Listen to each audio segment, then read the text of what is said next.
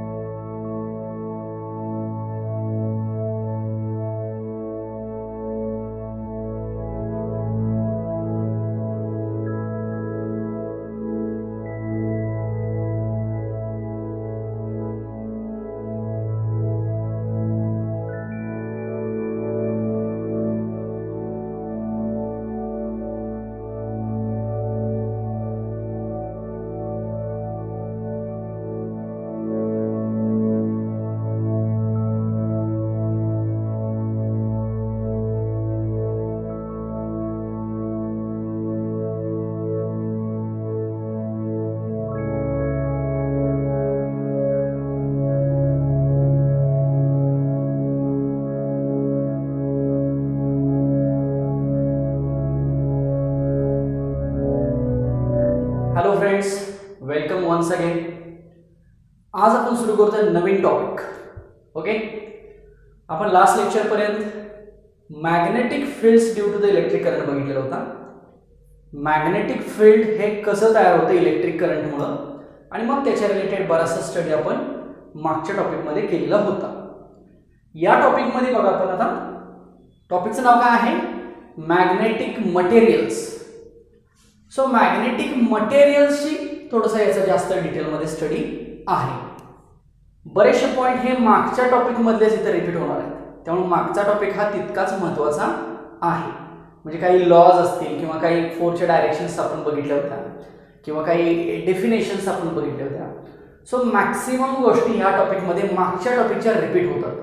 त्यामुळे बघा फिजिक्समध्ये कसं असतं की जे पार्ट आहेत इलेक्ट्रिसिटी, मॅग्नेटिझम, लाईट, साऊंड, यामधले जे टॉपिक आहेत हे एकमेकांच्यावरती डिपेंड असतात. ओके, त्यामुळं त्याचा अभ्यास करताना जो मागचा रेफरन्स आहे तो मागचा रेफरन्स तितकाच येणं किंवा तितका माहीत असणं गरजेचं असतं. त्यामुळं या सुद्धा टॉपिकमध्ये आपण जे काही magnetic fields due to the electric करंटमध्ये बघितलं त्यातला मोस्ट ऑफ पार्ट हा इथं आपल्याला रेफरन्ससाठी वापरावा लागेल आणि या टॉपिकमधला आपल्याला स्टडी करावं लागेल. Got it. सो आता बघूया आपण हा टॉपिक काय आहे. So it is absolutely related with the materials. Material म्हणजे काय, any property, okay, or any physical component or physical device or physical appearance म्हणतो आपण मटेरियल म्हणजे. ओके, कुठलंही मटेरियल असतं ना, number of types of materials are there. तसं magnetic materials हे आपल्याला या टॉपिकमध्ये बघायचे आहेत. त्याचबरोबर मॅग्नेटच्या काही बेसिक प्रॉपर्टीज आहेत त्या सुद्धा इथे येणार आहेत. जसं की आपण मॅग्नेट बघितला होता, तो रोटेट होतो, मग त्याच्यावरती टॉर्क ऍक्ट होतो, किंवा एखादी कॉईल असेल त्या कॉईलमधनं करंट फ्लो होत असेल तर ती कॉईल ॲज अ मॅग्नेट म्हणून काम करते. बरोबर. मॅग्नेट म्हटलं की त्याला दोन पोल्स असतात, साऊथ पोल असतं, नॉर्थ पोल असतं, अट्रॅक्शन, रिपल्शन, डायरेक्टिव्ह प्रॉपर्टी, आठवत आहे. सो सेम तशी सुरुवात आपण या टॉपिकची करूया. सो सगळ्यात पहिल्यांदा स्टडी आपण करूया मॅग्नेटचा. What is mean by magnet. Okay, आता हा शब्द बऱ्याच वेळेला आधी येऊन गेलेला आहे, तरी पण आज आपण बघूया की what is mean by magnet. Okay, so magnet एक मटेरियल आहे, एक आयर्न मटेरियल आहे. ओके, आणि ह्याला एक नॅचरल प्रॉपर्टी. तर नॅचरल प्रॉपर्टी काय, तर जे आयर्न फायलिंग्स असतात किंवा तुकडे म्हणतो आपण, छोटे छोटे लोखंडाचे तुकडे, तर ह्या मॅग्नेटला एक अशी प्रॉपर्टी आहे की ते सगळे छोटे तुकडे अट्रॅक्ट करायचे आपल्याकडे. ओके, ही त्याची अट्रॅक्टिव्ह प्रॉपर्टी कुणाची, मॅग्नेटची. आणि मॅग्नेट हा कुठनं शब्द आला, तर मॅग्नेटाइट पासून शब्द आला बघा. सो इंट्रोडक्शन बघूया आपण. सो इंट्रोडक्शन मध्ये बघू आपण की हा मटेरियल जो आहे तो बेसिक मटेरियल कोण आहे, मॅग्नेटाइट, ज्याचं की chemical composition Fe3O4, ferrous oxide म्हणतात किंवा तुम्हाला आयर्न ऑक्साइड म्हणतात किंवा आयर्न म्हणतात ना Fe3 ला. ओके, सो Fe3O4 हे त्याचं केमिकल कंपोजिशन आहे. हा जो मॅग्नेटाइड आहे त्याचं एक्झाम्पल म्हणजे lodestone. Lodestone is an example of this magnetite or magnet. Okay, so हा लोडस्टोन हा ग्रे कलर किंवा ब्लॅक कलर मध्ये एक पार्ट आहे, तो जो की ओरिजिन आहे. मॅग्नेट जिथनं सुरुवात झाली किंवा मॅग्नेट जिथनं पदार्थ मॅग्नेटचा इन्व्हेंट झाला तिथं त्याला लोडस्टोन एक्झाम्पल म्हटलं जातं आणि त्याचं हे केमिकल कंपोजिशन आहे. ॲज वेल ॲज जर ओरिजिन ऑफ मॅग्नेटिझम जर बघायचं झालं तर ॲटम जो आहे तो किंवा इलेक्ट्रॉन जो आहे तो ॲटमच्या भोवती फिरतोय, ते इंटरनल स्ट्रक्चर झालं, बरोबर, त्याच्या आतमधलं. पण जर फिजिकली बघायचं झालं तर this is the magnetite, one of the magnetite, this is the chemical composition. हा lodestone, this is the example, तो एक ग्रे ब्लॅक कलर किंवा ग्रे आणि ब्लॅक कलर मध्ये एक आपल्याला तो बॉक्स टाईप असा एक मटेरियल फिजिकल डिव्हाइस बघायला मिळतं, तो आहे तो मॅग्नेट आहे. आणि what is the definition of magnet, the attracting property. Okay, the attracting property, simple, this is the definition, the attracting property of the magnet is called as magnetism. Okay, so definition of magnetism, magnet is one of the material. आणि what is magnetism, बघा एक material असताना त्याची काहीतरी property असते, त्याचं काहीतरी काम असतं. प्रॉपर्टी म्हणजे काय, गुणधर्म. तो काय काम करतो, तर तो अट्रॅक्ट करायचं काम करतो किंवा रिपल करायचं काम करतो. सो मॅग्नेटिझम म्हणजे काय बघा, मॅग्नेटिझम हा ऍक्च्युली लास्ट लेक्चरला सिलेबसला टॉपिक होता मॅग्नेटिझम, तोच मॅग्नेटिक मटेरियल कन्वर्ट झाला.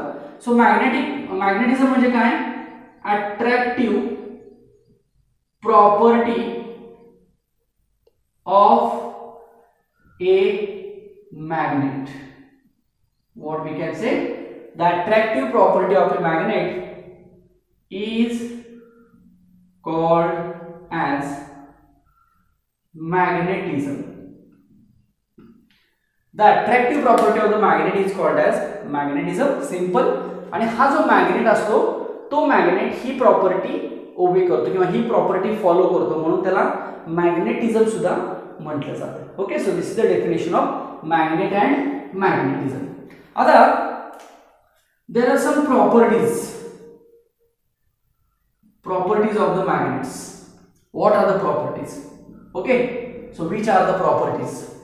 तर मॅग्नेट काय काय काम करतो हे आपल्याला सिंपल प्रॉपर्टीज मध्ये सांगायचं. ओके, सो आपण सांगूया फर्स्ट इज अट्रॅक्टिव्ह प्रॉपर्टी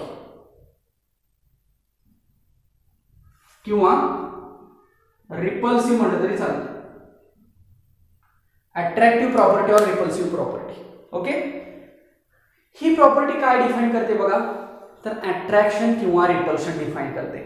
मग आता अट्रॅक्शन किंवा रिपल्शन म्हणजे काय, तर मॅग्नेटात दोन पोल्स असतात. It has two poles,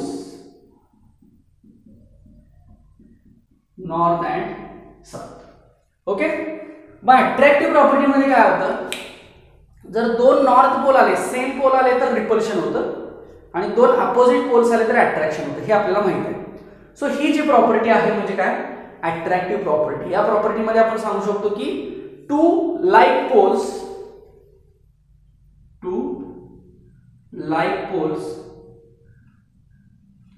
repel each other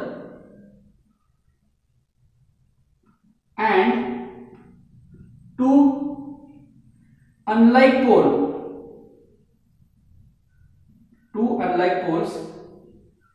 attract each other. चालेल का बघा, this is theoretical part of the magnetism. So this property is nothing but the attractive property. He property कशाची आहे, अट्रॅक्शनची आहे. फोर्स ऑफ अट्रॅक्शन म्हटलं तरी चालेल. Next म्हणजे काय सांगितलं याच्यात, दोन सेम पोल असतील तर रिपल्शन, दोन अपोजिट पोल असतील तर attraction. Next second property is related to the direction. So it is nothing but the directive property. Okay, second property is nothing but directive property, डायरेक्शनशी रिलेटेड आहे. आता directive म्हणजे काय, जर मॅग्नेटला दोन पोल्स आहेत, जर मॅग्नेट फ्रीली सस्पेंड केला, ओके, जर मॅग्नेट फ्रीली सस्पेंड केला तर तो नॉर्थ साउथ या डायरेक्शनला रेस्ट होतो. If the magnet is freely suspended like this, okay, this is the magnet, so it is suspended like north to south. Okay, so this shows the direction, directive property. Okay, so attractive, directive. As well we can say that monopole does not exist. कुठलाही magnet असेल तर त्याला दोन pole असतातच, एक north आणि एक south. अर्थ कसं जिओग्राफिक साउथ टू नॉर्थ म्हटलं जातं, अर्थला सुद्धा दोन पोल्स आहेत, जिओग्राफिक साउथ आणि नॉर्थ. सेम तसं मॅग्नेटला सुद्धा दोन पोल्स असतात, म्हणून त्याला डायपोल प्रॉपर्टी किंवा डायपोल म्हटलेलं आहे. बघा, it has two poles, two di means two ना, so dipole property. So monopole does not exist, म्हणजे मॅग्नेट जर एखादा असा तोडला, एक मॅग्नेट आहे तो जर कट केला, कट इनटू डिफरंट पीसेस, तर प्रत्येक पीस जो आहे तो पुन्हा दोन पोल्स ऍक्ट होणार आहे. म्हणजे याला जर मी डबल असं केलं, दोन तुकडे केले, तर पुन्हा याला नॉर्थ साऊथ होईल, पुन्हा याला नॉर्थ साऊथ होईल. म्हणजे मॅग्नेट जरी आपण नंबर ऑफ पीसेस मध्ये कट केला तरी सुद्धा त्याला दोन पोल्स हे असणारच आहे. This is the property of magnetism. Okay, किंवा मॅग्नेट. म्हणून मी काय म्हटलं, मोनोपोल्स डज नॉट एक्झिस्ट. लक्षात आलं.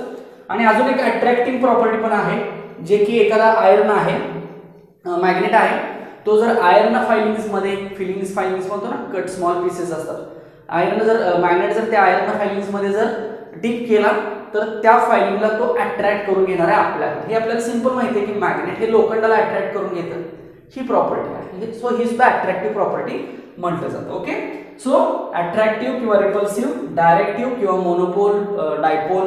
Monopoles does not exist, dipoles are exist. It means कुठलाही मॅग्नेट असेल तर त्याला दोन पोल्स असतात, एक नॉर्थ आणि एक south. So this is about the basic part related to the magnet or magnetism. लक्षात आलं. यातलं हे व्यवस्थित लक्षात ठेवा की नॉर्थ आणि साऊथला रेस्ट होतो. तुम्हाला बघा आठवतंय का, तो पॉइंट आपण रिपीट होणार आहे या टॉपिकमध्ये. मॅग्नेटिक मोमेंट आपण बघितलं होतं, ओके, किंवा त्या मॅग्नेटची पोटेन्शियल एनर्जी किती असते हे बघितलं होतं, ते इथं सुद्धा रिपीट होणार आहे. त्या मॅग्नेटवरती किती टॉर्क ऍक्ट होतं हे पण आपण बघितलेलं होतं, आठवतंय. तर तो सगळा रेफरन्स आपल्याला इथं बघायचा आहे. So this is about the basic or just introduction of the magnet or magnetism. समजलं इथपर्यंत? लक्षात येते? बघा, व्यवस्थित लिहून घेतलं तरी चालेल, तुम्ही नोट्स स्वतःच्या तयार करू शकता याप्रमाणे. सो आपण आता बघूया की मॅग्नेट जो आहे तो मॅग्नेट तर ह्या प्रॉपर्टीज डिफाईन करतो, बरोबर. These properties are defined by the magnet, natural magnet. Okay, तर आता मॅग्नेटचे ज्या काही फिनॉमिनॉन्स आहेत, जी काही मॅथमॅटिकल एक्सप्रेशन्स आहेत किंवा ज्या काही फिनॉमिनॉन्स आहेत त्या फिनॉमिनॉन्स आता आपण बघूया. त्यातले बरेच आपण मागच्या टॉपिकला रिपीट झालेलं आहे, ते आता रिपीट होणार आहे. तर बघा, लक्षात येते का तुमच्या, आठवतंय का बघा सगळं काही मागचं. ओके, आता मॅग्नेट म्हटलं की आपल्याला माहिती आहे दोन पोल्स असतात, एक नॉर्थ पोल, एक south pole. This is centre of the magnet. ही मॅग्नेटची लेंथ आपण L म्हणतो, ही मॅग्नेटची लेंथ आपण L म्हणतो, बरोबर का. नॉर्थ आणि साऊथ म्हणतो. ओके, याला आपण +M म्हणतो, याला आपण -M म्हणतो. पोल स्ट्रेंथ म्हणतो ना, बरोबर. आता मॅग्नेटिक लाईन्स बघूया आपण, कुठे आहेत magnetic lines. Magnetic lines. So what is mean bye magnetic lines? What is mean bye magnetic lines? आता मॅग्नेट तर आपल्याला समजला, हा मॅग्नेट आहे, बरोबर. तर मॅग्नेटिक लाईन्स ह्या कशा असतात? इमॅजिनरी. इमॅजिन करायचं, तिथं आहे पंखा लावल्यानंतर कसं आपल्याला हवा लागते, ओके, लागते का, किंवा एसी लावल्यानंतर सुद्धा खूप थंड अशी हवा येते बघा आपल्यावरती. तर ती दिसत नाही आपल्याला, बट ती आहे असं आपल्याला फील होतं. ओके, सो इमॅजिनरी लाईन्स आहेत ह्या मॅग्नेटिक लाईन्स मध्ये. कशा आहेत की इमॅजिनरी लाईन्स आहेत आणि त्या मॅग्नेटच्या एका पॉइंट पासून दुसऱ्या पॉइंट पर्यंत जातात. मग बघा, नॉर्थ आहे, सो नॉर्थ कडनं लाईन्स निघतात आणि कुठे जातात तर साऊथ कडे जातात. डायरेक्शन बघा, नॉर्थ टू साऊथ. लक्षात येते? सो नॉर्थला आपण प्लस म्हणलेला आहे आणि साऊथला आपण मायनस म्हणलेला आहे. सो नॉर्थ कडनं साऊथ कडे त्या लाईन्स चाललेल्या आहेत, लाईक दिस. डायरेक्शन बघा, डायरेक्शन बघा. Okay, okay. सो साऊथ कडे चाललेले आहेत, म्हणजे आतमध्ये चाललेले आहेत. नॉर्थ मधून बाहेर पडल्या, सो बाहेर पडल्या. आणि आतमध्ये जर बघितलं तर आपण काय बघितलं होतं की साऊथ कडनं ते नॉर्थ कडे चालेल, म्हणजे असेच कंप्लीट होतं, असं म्हणूया की आपण, चालेल. ओके, सो मॅग्नेटिक लाईन्स म्हणजे काय? So imaginary lines, imaginary lines starting from one end of magnet to other end. मी आता इथे एंड डिफाइन का करत नाही नॉर्थ आणि साऊथ? तर बाहेरून बघितलं तर आपण नॉर्थ टू साऊथ दिसत आहेत आणि आतून बघितलं तर साऊथ टू नॉर्थ असतात. म्हणून मी काय ते डबल डबल लिहित बसत नाही, फक्त काय म्हटलं की एका एंड पासून दुसऱ्या एंडकडे, म्हणजे इथून इकडे जातील, सॉरी इथून इकडे जातील किंवा आतमधून ह्या साऊथ कडनं नॉर्थ कडे जातील, कुठलंही येऊ शकतं ना. So all those are the imaginary lines.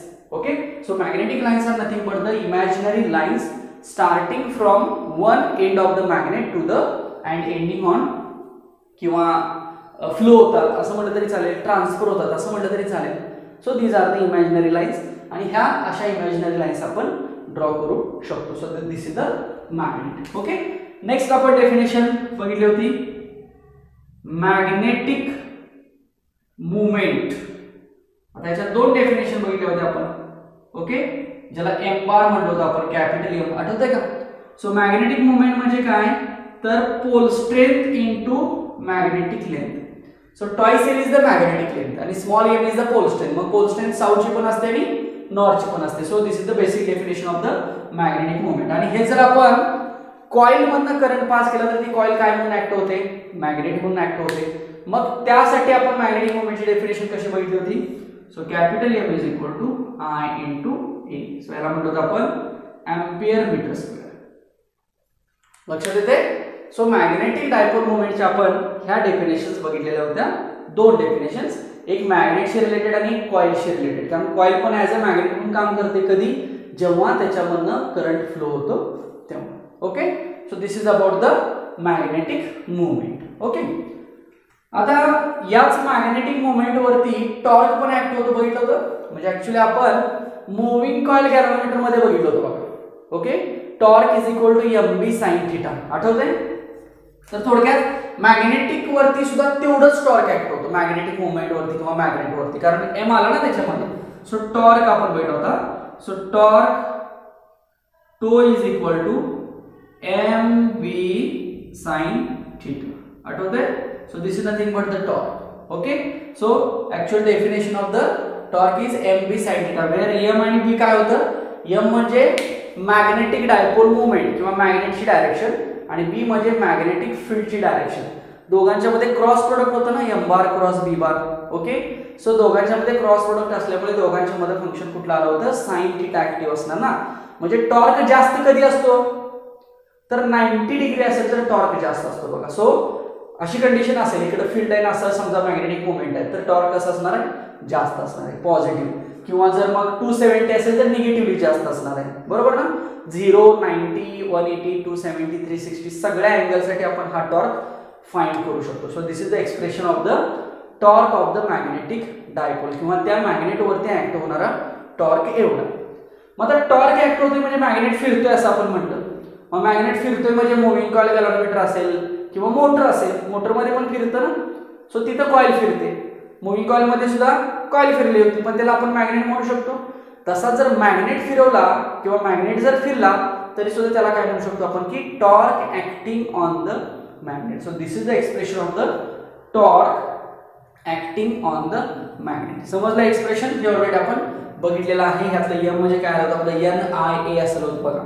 Number of turns, electric current, area असा होतं. सॉरी, हां yes, electric current, area. So capital M आपला आलेला होता. सो आपण इथे कॅपिटल एम पुट करून बी साइड. हे एक्सप्रेशन कसं आलं होतं? Torque is equal to force into perpendicular distance, बरोबर.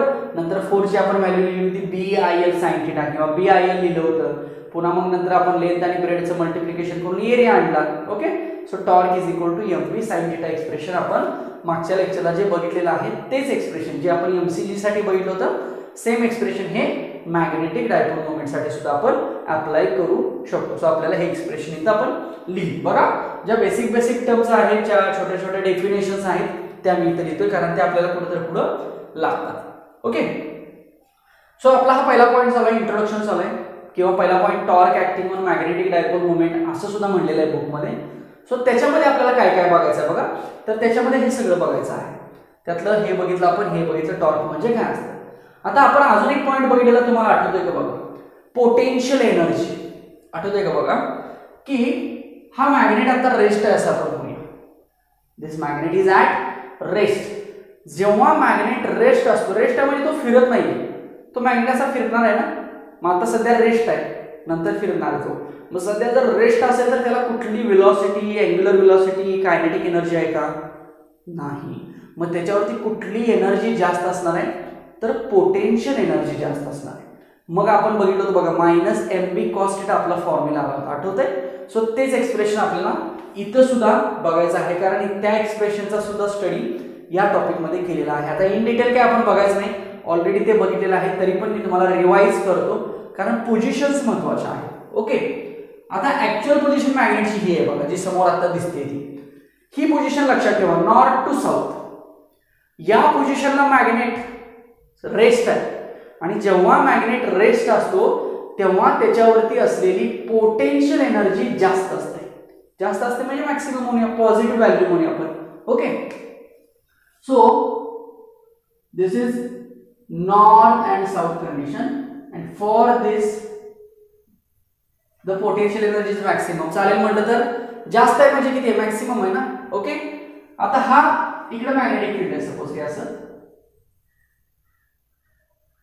दिस इज बी बार. ओके, आता हा रोटेट होणार आहे असा क्लॉकवाईज. मग जेव्हा तो रोटेट होईल तेव्हा त्याच्यावरती कुठली एनर्जी जास्त होणार, कायनेटिक एनर्जी असते. रोटेट झाला ना, रोटेशनल कायनेटिक एनर्जी आठवते का, रोटेशनल डायनामिक्स मध्ये असायचे. सो रोटेट झाला की त्याच्यावरती रोटेशनल कायनेटिक एनर्जी वाढणार आहे. मग कायनेटिक एनर्जी वाढणार आहे म्हणजे पोटेन्शियल एनर्जी कमी होणार आहे. म्हणजे जेवढा तो फिरेल क्लॉकवाईज तेवढी त्याची कायनेटिक वाढत चालली आणि पोटेन्शियल कमी कमी होत चालली. मग आपण असा रोटेट करूया. So this is north and this is south. चालेल, रोटेट केला असं, हे मॅग्नेटिक फील्ड असंच आहे. सो परपेंडिक्युलर झालं बघा. डायपोल आणि मॅग्नेटिक फील्ड एकमेकांना कसं झालं, परपेंडिक्युलर झालं. या केसमध्ये टॉर्क ऑब्विसली कसं असणार आहे, जास्त असणार आहे. मग या केसमध्ये टॉर्क जास्त असेल तर कायनेटिक एनर्जी जास्त झाली म्हणतो आपण. मग पोटेन्शियल एनर्जी अजून कमी व्हायला पाहिजे. म्हणजे जी जास्त पोटेन्शियल एनर्जी होती ती आता कमी होणार आहे.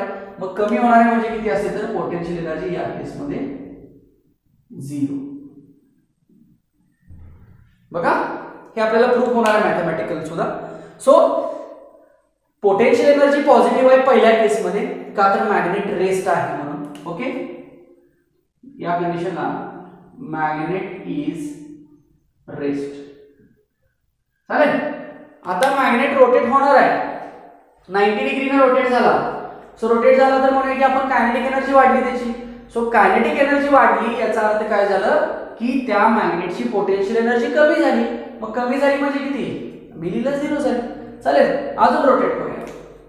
बघा, हे रिवाइज करतो मी, ऑलरेडी आपण घेतलेला आहे, शॉर्ट मध्ये सांगायचा प्रयत्न करतोय.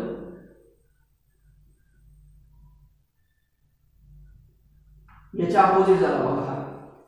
मग याच्या अपोजिट हा झाला म्हणजे याच्या अपोजिट हा झाला ना, म्हणजे अजून तो फिरतोय म्हणजे अजून पोटेन्शियल एनर्जी त्याची कमी होणार. कमी होणार याचा अर्थ काय,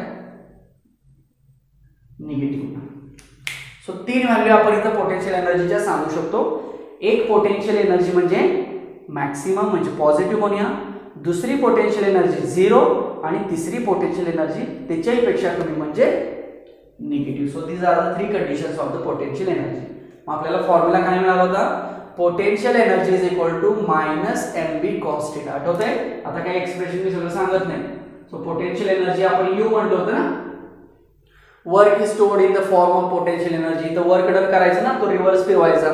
ओके, मग वर्क डन केले की वर्क इज इक्वल टू काय असतं, फोर्स इंटू डिस्प्लेसमेंट असतं. आठवतंय, मग त्या फॉर्म्युल्याप्रमाणे आपण काय केलं होतं, व्हॅल्यू फाइंड केली होती. Work is equal to force into displacement. तर अँग्युलर मध्ये work is equal to torque into theta.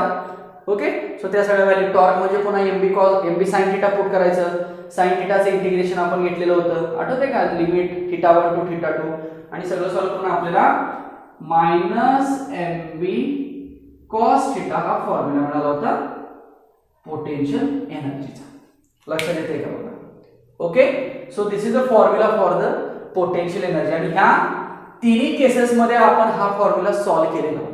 Okay, म्हणजे या केसमध्ये 90 डिग्री अँगल घेतलेला होता. या बघा, दोन्ही पण एका साईडला असतील तर अँगल 0 म्हणलं होतं. सो cos 0 वर घेतला होता आपण. या केसमध्ये अँगल आपण 180 डिग्री घेतलेला होता. ओके, 3 केसेस आठवतात का बघा. So first case, if θ is equal to 0 degree, म्हणजे ही केस पहिली case. Then U is equal to किंवा पोटेन्शियल एनर्जी, आता हे वर्क डन स्टोअर केलं होतं आपण, पोटेन्शियल एनर्जी मध्ये U म्हणू शकतो आपण. So potential energy is equal to -mb cos 0. So it is potential energy is equal to -mb. Okay, so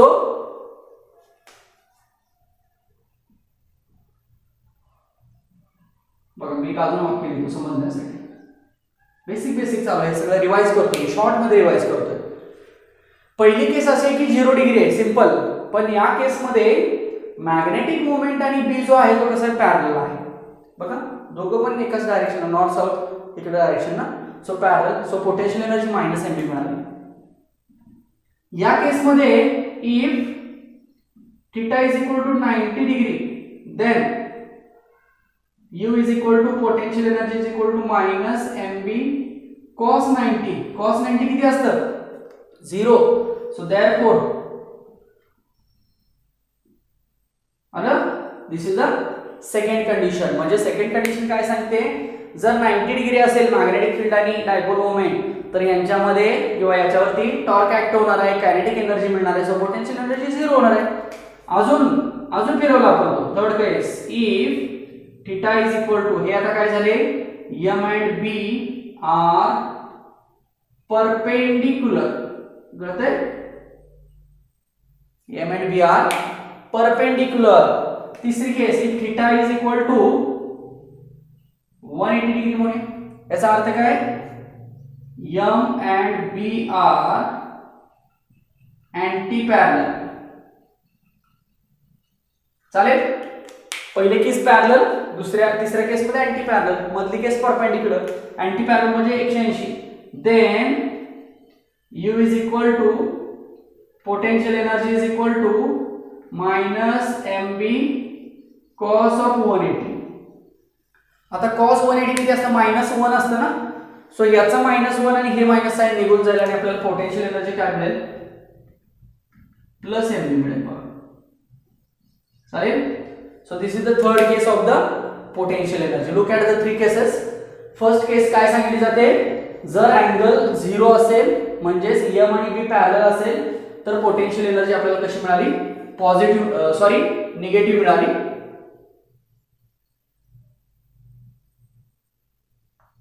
theta is equal to 0. Yes, potential energy negative मिळाली.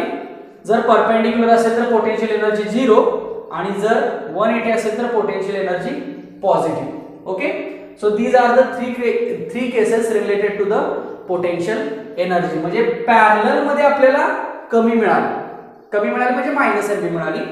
जर anti parallel असतील तर आपल्याला ती प्लस मिळते, म्हणजे पॉझिटिव्ह व्हॅल्यू मिळते. Okay, so आपण आता हे करूया की याच्यावर एक ग्राफ ड्रॉ करूया, ग्राफिकल रिप्रेझेंटेशन बघूया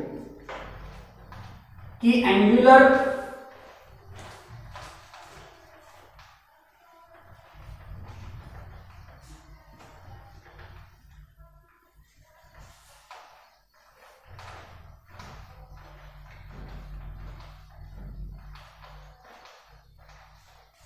ओके.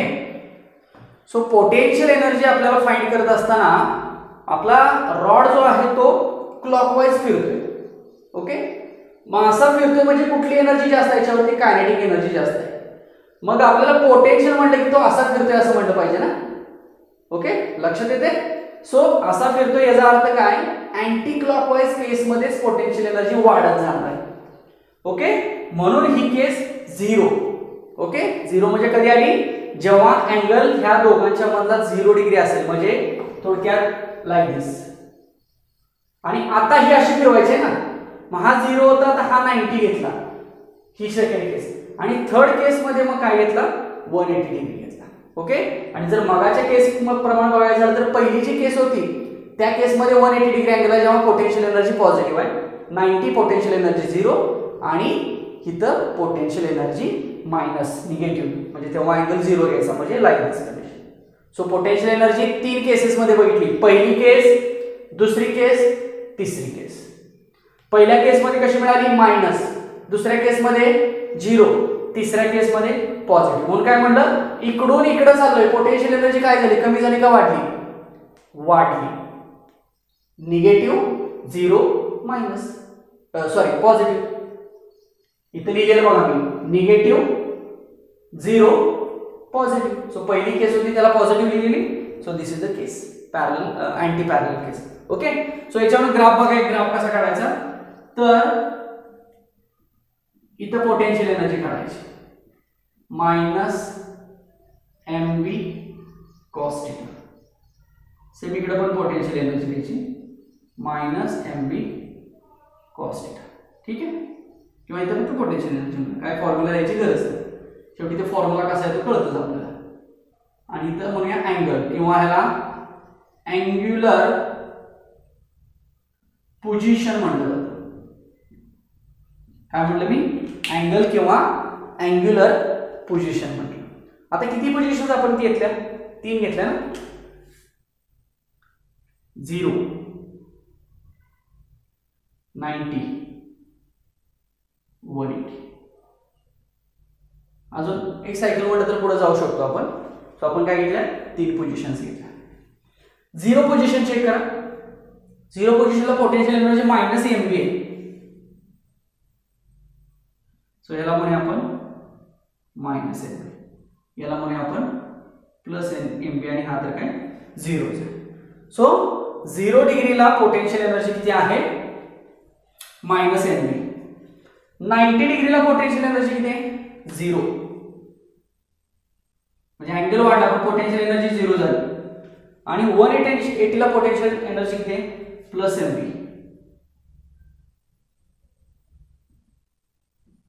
सो हे जर मी 3 जोडले तर हा ग्राफ मला असा मिळेल. So this is the graphical representation of potential energy and angular position of the magnet. समजलं?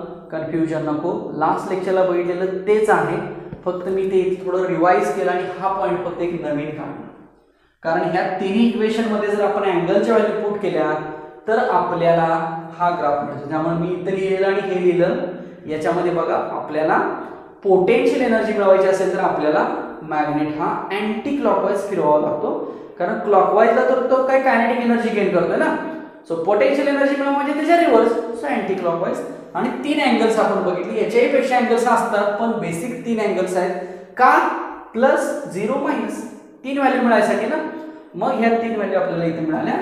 सो 0 डिग्री साठी मायनस मिळाली, 90 साठी 0 आणि 180 साठी प्लस mv मिळाली. म्हणजे याचा स्टडी केस अजून आपण असं सांगू शकतो की फर्स्ट जर m बार आणि b बार असे असतील तर पोटेन्शियल एनर्जी ही मायनस mv असते. चालेल? पहिली केस. पुन्हा सेम जसं तिथे लिहिले तसं, जर m बार आणि b बार असे असतील तर पोटेन्शियल एनर्जी 0. आणि तिसरी केस, जर हा b बार आणि हा m बार असेल तर पोटेन्शियल एनर्जी प्लस mv. तिसरी case. So this is the required expression of the potential energy. बघा आपण काय काय बघितलं? मॅग्नेटिझम, मॅग्नेटिझमच्या properties, torque, magnetic dipole moment आणि त्याच्यानंतर हा पोटेन्शियल एनर्जीचा पॉइंट. लक्षात येते? कारण अजून एक एक्सप्रेशन आपल्याला याच पॉइंट मध्ये बघायचं आहे. आय होप की हे समजलं असेल व्यवस्थित. चला अजून एक एक्सप्रेशन आहे छोटंसं, इम्पॉर्टंट आहे, ते बघूया आपण.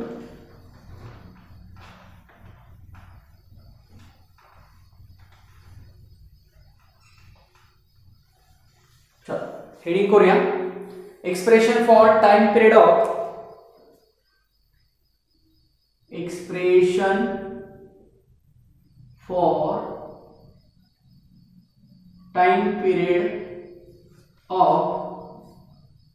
रोटेटिंग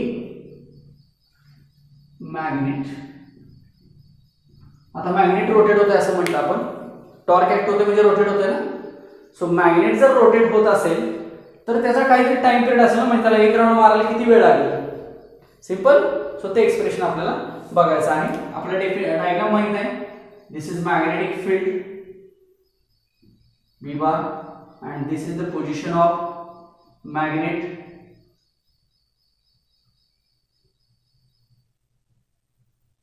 असं म्हणूया हा क्लॉकवाईज फिरतोय. ओके, लाईक दिस. याला मग मॅग्नेटिक मोमेंट पण आहे. m बार इथे अँगल आहे थीटा. जेव्हा थीटा 90 असेल तेव्हा टॉर्क जास्त असेल, तर हा असा फिरतोय असं आपण म्हणूया. ओके. आता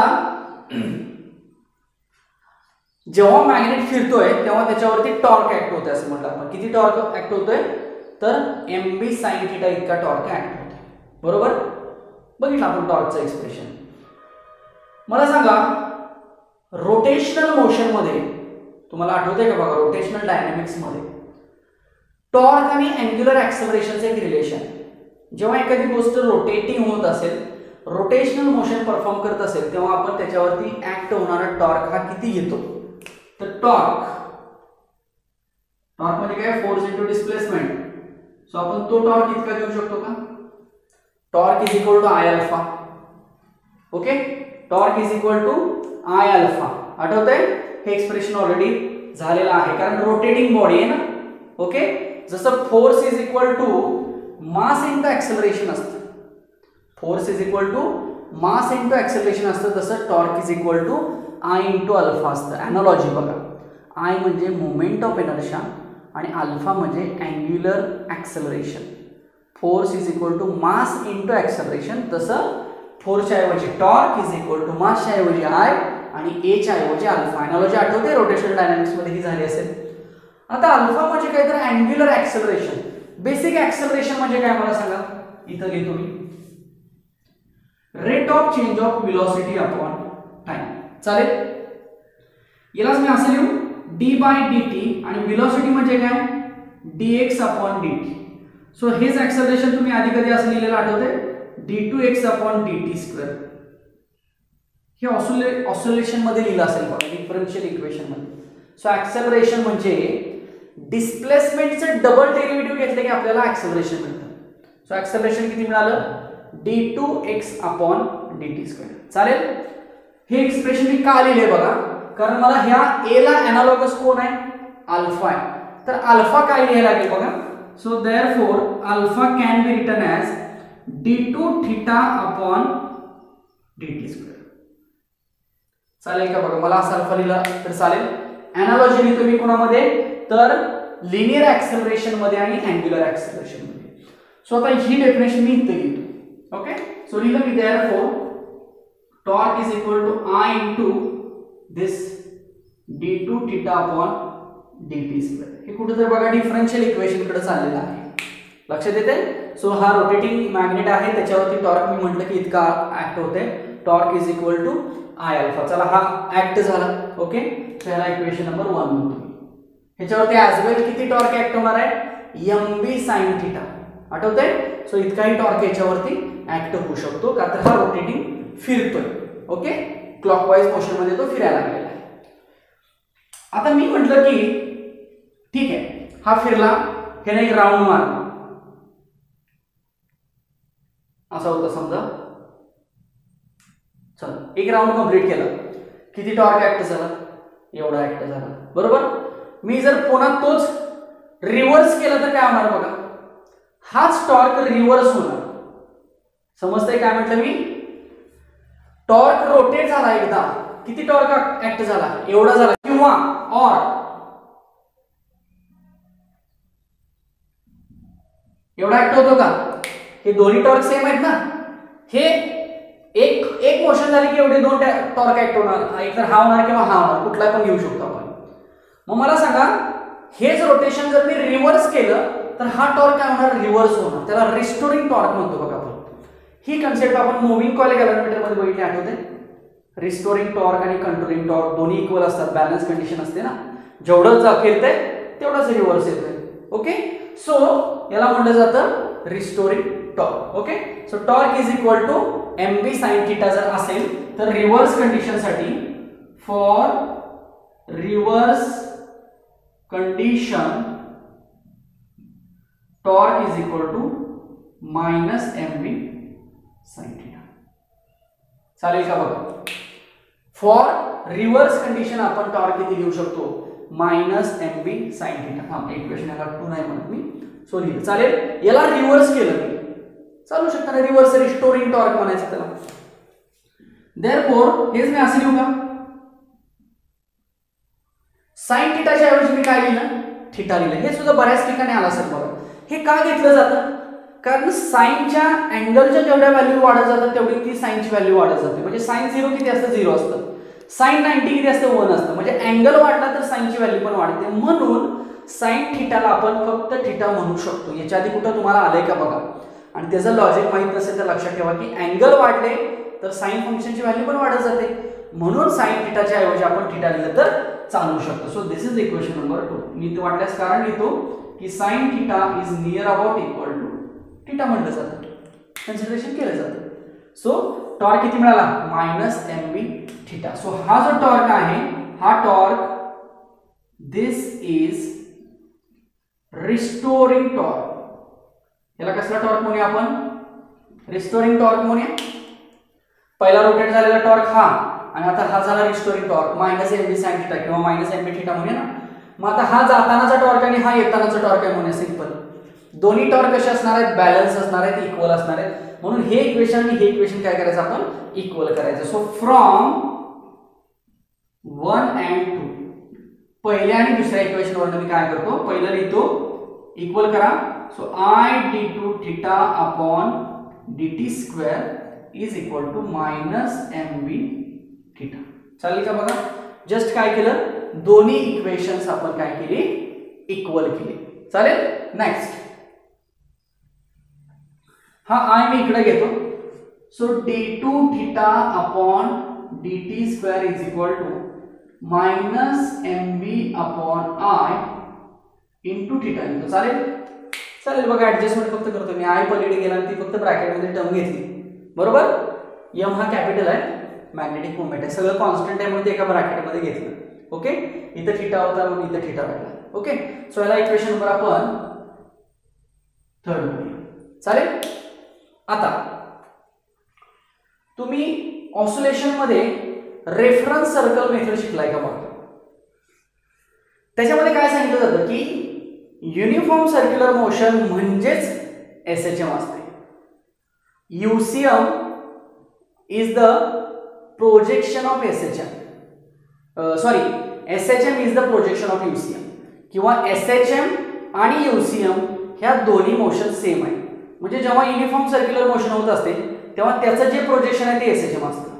म्हणजे projection of UCM is nothing but the SHM. हा पॉईंट झालाय का बघा रेफरन्स सर्कल मेथड ऑसिलेशन्स मध्ये, की ज्यामध्ये सांगितलं जाते की एखादा पार्टिकल जर युनिफॉर्म सर्क्युलर मोशन कंप्लीट करत असेल तर त्याचं जे प्रोजेक्शन आहे ते असं करतं. प्रोजेक्शन म्हणजे काय, समजा हा सर्कल आहे असा फिरतोय,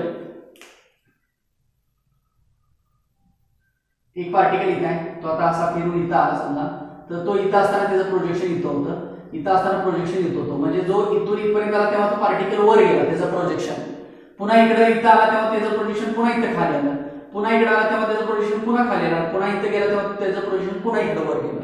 म्हणजे एक पार्टिकल जरी गोल फिरत असला तर त्याचं जे प्रोजेक्शन आहे ते प्रोजेक्शन एसएचएम परफॉर्म करते. इमॅजिन होतंय का बघा, एसएचएम अप अँड डाऊन. म्हणजे आपण तो पॉइंट लाईट टाकली होती, आठवतंय ऑसिलेशन्स मध्ये, मी रिपीट करतोय तो टॉपिक तुम्हाला झालेला आहे, आय नो. सो यूसीएम चं जे प्रोजेक्शन आहे तेच प्रोजेक्शन म्हणजे काय असतं, एसएचएम असतं. आणि तिथं आपण हे पण बघितलं होतं की जे इक्वेशन्स यूसीएम चे होते तेच इक्वेशन्स एसएचएम साठी एनालॉजी तयार झालेली होती. सो हे इक्वेशन आता कोणाचं आहे, थोडक्यात यूसीएमचं आहे. हेच इक्वेशन एसएचएम साठी कसं होतं मला सांगा, फॉर एसएचएम म्हणतो मी म्हटल्यास. हे झालं यूसीएम साठी. हे युनिफॉर्म सर्क्युलर मोशनचं बघतोय ना आपण, तर फॉर यूसीएम हेच इक्वेशन असं होतं d2x upon dt square is equal to -minus omega square into x होतं. आठवतंय, ओमेगा स्क्वेअर म्हणजे k अपॉन m. आठवतंय का, लक्षात येते. सो ओमेगा स्क्वेअर हा तिथे आपण कॉन्स्टंट बघितलं होतं, तसंच हे इक्वेशन दिसतंय. सो दोन्ही इक्वेशन आता चेक करा, ही टर्म आणि ही टर्म एनालॉजिक, ही टर्म एनालॉजिक, थीटाला x एनालॉगस आहे. सो आपण -mv अपॉन I ला काय लिहू शकतो, ओमेगा स्क्वेअर लिहू शकतो. So therefore from equation 3 and 4, therefore इकडे लिहितो मी फ्रॉम इक्वेशन 3 and 4. चेक करा आता इक्वेशन 3 कुठला आहे आणि इक्वेशन 4 कुठला आहे बघा. सो इक्वेशन 3 मिळाले ते यूसीएम चे इक्वेशन, म्हणजे ही आताची जी कंडिशन आहे त्याचं इक्वेशन आहे, आणि इक्वेशन 4 मिळालं ते आपल्याला एसएचएम साठीचं माहित होतं इक्वेशन. सो आपण एनालॉजी कन्सिडर केली तरी चालते, का तर आपल्याला ह्यामध्ये कुठं टाइम पिरियड ओमेगा फ्रिक्वेन्सी दिसते का? नाही दिसत, पण आपल्याला टाइम पिरियड काढायचा ना एक्सप्रेशन, म्हणून आपण ही एनालॉजी त्याला कन्सिडर करतोय. सो जर equation 3, so from equation 3 and 4 जर बघितलं आपण तर आपण लिहू शकतो की -mb/i इज एनालॉगस टू -ω². चालेल का बघा? लक्षात येते का बघा? So we can define the analogy that is -mb/i is equal to -ω².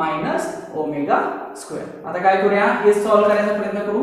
मायनसला minus जाईल, so mb/i is equal to ω². चालेल. आता आपल्याला ऍक्च्युअली एक्सप्रेशन कशाचं काढायचं आहे, तर टाइम पिरियडचं काढायचं आहे. सो टाइम पिरियड आणि ओमेगा, आता इथं ओमेगा मिळाला. ओमेगा म्हणजे काय? Angular velocity, where omega is nothing but angular velocity और अँग्युलर फ्रिक्वेन्सी सुद्धा म्हणतात त्याला, बरोबर ना? Omega. Okay, radian per second, angular velocity और अँग्युलर फ्रिक्वेन्सी. चला मग इथं आपण करूया. सो देअरफॉर और but omega is equal to किती असतं? 2π/t असतं. आता हे पण कुठं आलं? रोटेशनल डायनॅमिक्स मध्ये जाऊन. Velocity is equal to distance upon time, linear motion मध्ये. तेच अँग्युलर मोशन मध्ये व्हेलॉसिटीच्या ऐवजी ओमेगा लिहा. डिस्टन्स असं लिहिण्यापेक्षा गोल डिस्टन्स घ्या. गोल डिस्टन्स म्हणजे 2π आणि upon time. So omega is equal to किती? 2π/t. सो आपण हा इथं पुट करू शकतो. ओके, सो हेच इक्वेशन आपण असं लिहूया. Therefore omega is equal to √mb/i. चालेल. But omega is equal to what? 2π/t is equal to √mb/i. आपल्याला पाहिजे कोण? टाइम पिरियड पाहिजे. सो देअरफॉर t हा इकडे घालूया राईट साइडला. सो 2π आणि हे इकडे आलं तर रिव्हर्स होणार i/mb.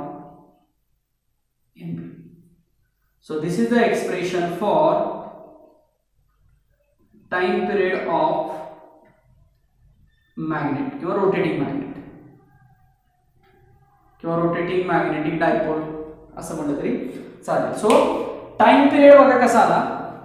2π√i/mb. म्हणजे थोडक्यात टाइम पिरियड हा i, m आणि b वरती डिपेंड आहे असं म्हणू शकतो आपण. जेवढा i जास्त असेल तेवढा जास्त टाइम पिरियड मिळेल आपल्याला, जेवढा m आणि b जास्त असेल तेवढा कमी टाइम पिरियड मिळेल आपल्याला. सो ह्या एक्सप्रेशन आपण सांगू शकतो की टाइम पिरियड हा i, m आणि b यांच्याशी कसा रिलेट करतो. So this expression shows the time period of the rotating magnet.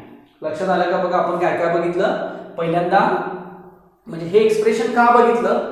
कारण आपण रोटेटिंग मॅग्नेटची कंडिशन बघतोय, बरोबर? म्हणजे जो मॅग्नेट आहे तो रोटेट व्हायला लागलेला असं म्हणतोय ना आपण.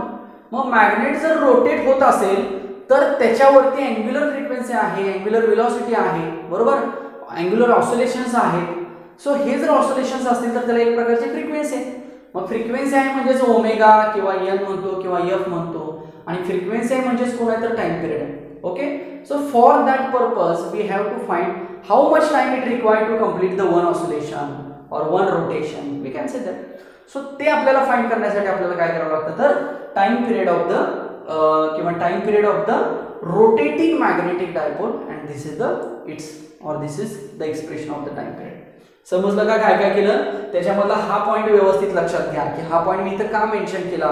Reference circle method. तुम्हाला आठवतंय का बघा की सर्क्युलर मोशन कंप्लीट केली जाते एखाद्या पार्टिकलची आणि त्याचं प्रोजेक्शन घेतलं जातं ह्या वाय ऍक्सिस वरती. मग पार्टिकल तर गोल फिरतोय, पण त्या पार्टिकलचं प्रोजेक्शन आहे ते कसं फिरतंय? खालीवर फिरते. मग खालीवर म्हणजे अप अँड डाऊन, आणि अप अँड डाऊन किंवा to and fro motion. Okay, आणि त्या मोशनलाच काय म्हटलं जातं?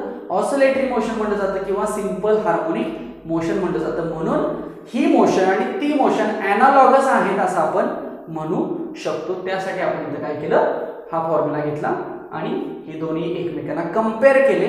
आणि कंपेअर का केले बघा? त्यामध्ये सुद्धा आपल्याला पाहिजे कोण? Time period. सो टाइम पिरियडचं आणि ओमेगाचं रिलेशन आहे, आणि इथं तर ओमेगा आला म्हणून ते कंपॅरिझन केलं, त्याला ती एनालॉजी आपण वापरली आणि त्यातनं ओमेगा आपण बाहेर काढला आणि सांगितलं की this is the expression of the time period. लक्षात आलं का बघा सगळ्यांच्या एक्सप्रेशन? किंवा समजलं का बघा? सिंपल सांगायचा प्रयत्न केला. जर अजून काही याच्यामध्ये शंका असतील तर डेफिनेटली विचारत चला. स्पीड होत असेल तरी पण सांगा, पण मी स्लो सांगायचा प्रयत्न करतोय.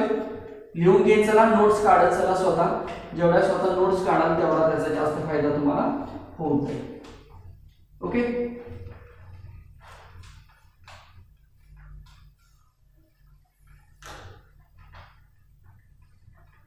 बघा, सो काय बघितलं आपण यात. आता पोटेन्शियल एनर्जीचं जे एक्सप्रेशन होतं ते काही इन डिटेल बघायची गरज नाहीये, कारण पोटेन्शियल एनर्जीचं एक्सप्रेशन आपण ऑलरेडी लास्ट लेक्चरला बघितलं होतं की मायनस एम बी कॉस थिटा कसं आलेलं ते. आपण दोन कंडिशन घेऊन आपण त्याचं इंटिग्रेशन वगैरे साइन थिटा असं घेतलेलं होतं. त्यामुळे पोटेन्शियल एनर्जीचा जो मागचा फॉर्म्युला होता, मागचं एक्सप्रेशन होतं तेच फॉलो करायचं. पण इथं काही ते डिटेल दिलेलं नाही, इथं फक्त डेफिनेशन होती पोटेन्शियल एनर्जी आपल्याला, आणि त्याचा एक ग्राफ शिकायचा होता म्हणून आपण पोटेन्शियल बघितली. आणि हे जे सगळं होतं हे सगळं कशामध्ये होतं तर torque acting on A rotating magnetic moment किंवा रोटेटिंग मॅग्नेट किंवा मॅग्नेटिक डायपोल. जो काही मॅग्नेटिक डायपोल त्या मॅग्नेटिक फील्डमध्ये रोटेट होणार आहे त्याच्याशी रिलेटेड हे सगळं होतं, किंवा त्याच्यावरती ऍक्ट होणारा टॉर्क किती असेल, त्याची पोटेन्शियल एनर्जी किती असेल, त्याची अँग्युलर व्हेलॉसिटी किती असेल. आता मागाच्या एक्सप्रेशन मध्ये आपण भले टाइम काढला टी, पण तुम्हाला जर अँग्युलर व्हेलॉसिटीचं जर एक्सप्रेशन विचारलं तरी सुद्धा तुम्ही तेच एक्सप्रेशन फॉलो करू शकता, किंवा अँग्युलर व्हेलॉसिटीचा जरी फॉर्म्युला आला, एखादं न्यूमेरिकल आलं त्या बेसवरती, तरी सुद्धा तुम्ही ते तिथं फॉलो करू शकता. लक्षात आलं. So this is the basic or introduction or first expression of the magnetic material. कारण आपल्याला अजून याच्यामध्ये ऍक्च्युअल मटेरियल्स म्हणजे मॅग्नेटच्या टाइप्स आहेत बघा. डायमॅग्नेट आहे, पॅरामॅग्नेट आहे, फेरोमॅग्नेट आहे. मग त्यांचं इंटरनल स्ट्रक्चर त्यालाच डोमेन म्हटलं जातं, तर ते डोमेनचा स्टडी आहे. हे सगळं आपल्याला पुढे येणार आहे. त्यामुळे मॅग्नेटिक मटेरियलचा जो स्टडी आहे तो जवळपास निम्मा या टॉपिकमध्ये आहे. पण सुरुवातीला काय आहे तर एखादी मॅग्नेटची प्रॉपर्टी आहे आणि ती प्रॉपर्टी आणि त्याचं मॅथमॅटिकल अनालिसिस आपल्याला सुरुवातीला आहे. मग त्यापैकी आपण काही अनालिसिस आज बघितले, काही अनालिसिस आपण पुढच्या लेक्चरला बघायचे. फक्त एक लक्षात ठेवा की मॅग्नेटला नंबर ऑफ प्रॉपर्टीज आहेत. अजून तरी बऱ्याच प्रॉपर्टीज यायचे.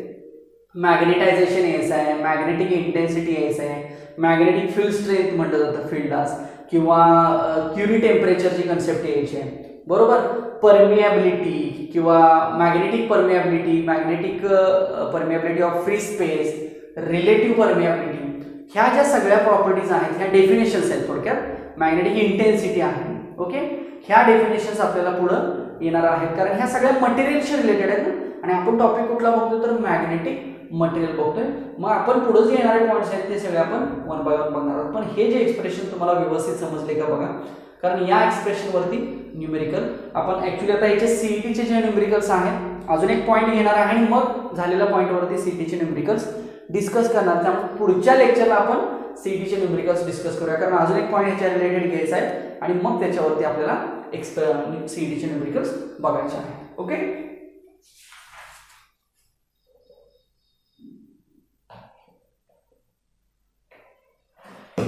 Okay. So this is our first point. आणि याच्यामध्ये रिपिटेशन्स काय आहेत बघा, तर लॉज आपण जे बघितलेले होते ते लॉजचे रिपिटेशन्स एक इम्पॉर्टंट आहेत. आपण लॉज मध्ये बघितलं होतं की त्यातला सगळ्यात जो होता ना तो राईट हँड थंब रूल जो होता. कारण मॅग्नेटिक फील्डची जी डायरेक्शन आहे, आता तुम्हाला साऊथ पोल आणि नॉर्थ पोल हे तयार करता आले पाहिजेत मॅग्नेटवरनं एखाद्या करंट कॅरिंग कॉइलमध्ये. आपण जी मागच्या लेक्चरला डायग्राम बघितली होती ती डायग्राम मोस्ट इम्पॉर्टंट आहे की ज्याच्यामध्ये तुम्हाला मॅग्नेटिक फील्डची डायरेक्शन डिफाईन करायची आहे. बरोबर. एक सर्क्युलर कॉइल घ्यायची ज्याच्यामधून करंट पास करायचा. तो करंट ज्या पद्धतीने पास होतो, म्हणजे फॉर एक्झाम्पल आपण ऍक्च्युली दोन डायग्राम येतील त्याच्या, एक क्लॉकवाईज आणि एक अँटी क्लॉकवाईज. सपोज ही डायग्राम आपण अशी बघूया. सर समजा ही कॉइल अशी आहे आणि हे वरून बघितलं तर काय आहे, from upside it is clockwise.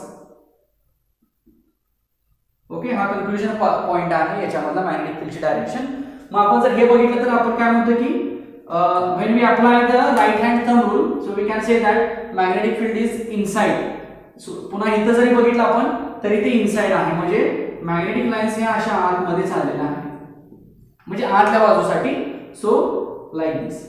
मग आतल्या बाजूसाठी असेल तर त्या कशा असतात, साऊथ टू नॉर्थ असतात. आणि जर बाहेरच्या बाजून बघितलं तर मग ह्या नॉर्थ टू साऊथ असतात. पण आपण फक्त आतल्या बाजूचं बघूया, बाहेरचा विचार करायचा नाही. सेम हे जर आपण आता खालून बघितलं तर काय होणार आहे, अँटी क्लॉकवाईज होणार आहे. सो जे अँटी क्लॉकवाईज असतं ते नॉर्थ पोल असेल ना. लक्षात येते, आणि जे क्लॉकवाईज दिसते ते आपल्याला साऊथ पोल असेल असं आपण म्हणतो. ओके, सो नॉर्थ पोल आणि साऊथ पोल आपण डिफाइन करतो बघा. Okay, this is north pole anti clockwise and this is south pole clockwise. So वरून जर बघितलं तर आपल्याला साऊथ पोल दिसेल. सो मॅग्नेट एखादी लूप असेल, वायर असेल तर त्याची ही डायग्राम लक्षात ठेवा की आतल्या बाजूला साऊथ मधनं नॉर्थ कडे लाईन्स जातात असं आपण म्हणतो, म्हणून म्हटलं की वरून खाली जातं. सो वरचं टर्मिनल कुठलं झालं, साऊथ पोल झालं, आणि खालचं कुठलं झालं, नॉर्थ पोल झालं. वरून बघितलं तर क्लॉकवाईज दिसते, त्यामुळे क्लॉकवाईजच्या कंडिशनला साऊथ म्हणायचं, अँटी क्लॉकवाईजच्या कंडिशनला नॉर्थ म्हणायचं, कारण ही सुद्धा डायरेक्शन आपल्याला जास्त इम्पॉर्टंट आहे. ते रूल्स सगळे तुम्हाला रिवाइज केले पाहिजेत. राईट हँड थंब रूल असेल, लेफ्ट हँड रूल असेल बघा, ठीक आहे, किंवा पाम रूल असेल किंवा स्क्रू रूल असेल. सो असे आपण 4 रूल्स बघितलेले आहेत की त्या 4 रूल्स मध्ये आपल्याला डायरेक्शन्स डिफाइन करता येतात. कोणाच्या, मॅग्नेटिक फील्डच्या, मॅग्नेटिक फोर्सच्या, करंटच्या किंवा मोशन ऑफ द चार्जच्या. ओके, सो ह्या डायरेक्शन्स डिफाइन करण्यासाठी ते सगळे लॉज इम्पॉर्टंट आहेत, जे की आपण लास्ट लेक्चरला किंवा लास्ट टॉपिकमध्ये बऱ्याच वेळेला बघितलेलं आहे. ते सारखे रिवाइज झाले पाहिजे, सारखे तुम्ही त्याच्या डायग्राम्स बघितल्या पाहिजेत, म्हणजे डायरेक्शन चुकणार नाही. कारण डायरेक्शन वरती बरेचसे न्यूमेरिकल्स एमसीक्यूज विचारले जाऊ शकतात. ओके, त्यामुळे हे सुद्धा तुम्हाला येणं जास्त अपेक्षित आहे. ओके, सो आपण अजून एक पॉईंट याच्यामध्ये तो बघूया पुढच्या लेक्चरला, आणि त्याचे जे काही न्यूमेरिकल्स आहेत ते नेक्स्ट लेक्चरलाच डिस्कस करूया. म्हणजे एकदम 2-3 पॉईंटचे न्यूमेरिकल्स आपल्याला सीईटी बेसवरती जे विचारले जातात, किंवा याच्या आधी आता मॅग्नेटिझम हा टॉपिक तितकासा इम्पॉर्टंट होताच, म्हणजे छोटा टॉपिक होता, तो इम्पॉर्टंट होता. 3 मार्क्सचं वेटेज, 2 ते 3 मार्क्सचं त्याचं वेटेज होतं. सेम तसाच तो मॅग्नेटिक मटेरियल्स इथे रिफ्लेक्ट केलेला आहे. त्यामुळे magnetic effect of electric current आणि मॅग्नेटिझम हे 2 टॉपिक्स म्हणजेच magnetic fields due to the electric current आणि मॅग्नेटिक मटेरियल. त्यामुळे मागचा सिलेबस आहे तोच इथे कुठेतरी आलेला आहे. 1-2 पॉईंट एक्स्ट्रा आलेले आहेत. आता पोटेन्शियल एनर्जीचा जो आपण पॉईंट बघितला तो पॉईंट इथे एक्स्ट्रा आलेला आहे. त्यामुळे ठराविक पॉईंट जे आहेत ते ऍड ऑन झालेले आहेत. त्यामुळे सिलेबसचं जे स्ट्रक्चर आहे ते अशा पद्धतीनं बदललेलं आहे. पण सीईटी पॉईंट ऑफ व्ह्यू बघितलं तर आपल्याला कन्सेप्ट ज्या आहेत, बेसिक कन्सेप्ट त्या बघाव्याच लागतील, त्याचा अभ्यास हा व्यवस्थित करावाच लागेल. ओके, सो आपण अजून एक पॉईंट बघूया आणि मग एमसीक्यूज आहेत त्याचे डिस्कस करूया. आज काय एमसीक्यू मी डिस्कस करणार नाही याच्या लेक्चरला, पुढच्या लेक्चरला मात्र याच्यावरचे एमसीक्यूज डेफिनेटली डिस्कस केले जातील. सो झालेल्या पॉईंटचा व्यवस्थित अभ्यास करा, नोट्स काढायचा प्रयत्न करा. त्याच्यामध्ये काही शंका असतील किंवा आजच्या लेक्चरमध्ये काही शंका असतील तर विचारा, त्या तुम्हाला मी डेफिनेटली सांगेन. आपण भेटूया पुढच्या लेक्चरला मॅग्नेटिक मटेरियल मधला पुढचा पॉईंट. Thank you so much.